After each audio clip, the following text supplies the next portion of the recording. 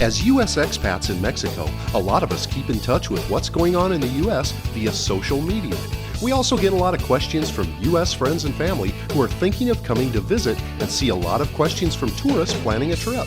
One of the most frequent questions we get revolves around tipping at hotels, restaurants, drivers, and other people while in Mexico. Here are the answers. The first question we get about tipping is always, how much should I tip?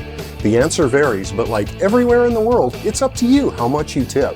But the recommended amount in Mexico is between 10 to 20% of the total bill. In expensive tourist areas, 15% of the restaurant bill is a pretty good standard. Same for the bartender, spa treatments, massages, barbers, and hairdressers.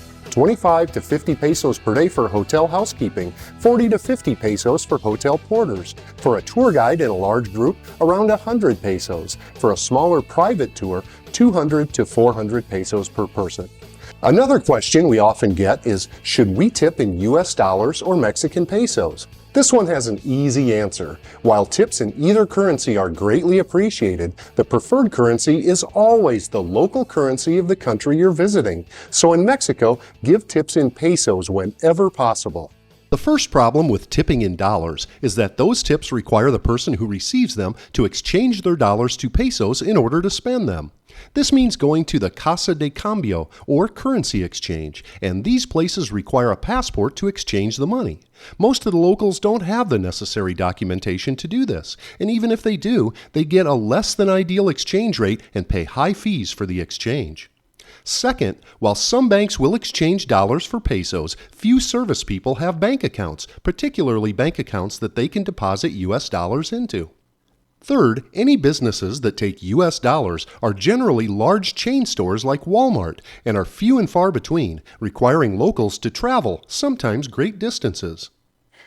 And fourth, when you're visiting a foreign country, it's always a sign of respect to use the local currency. You wouldn't even think of tipping in pesos in the US. Why would you tip in dollars in Mexico?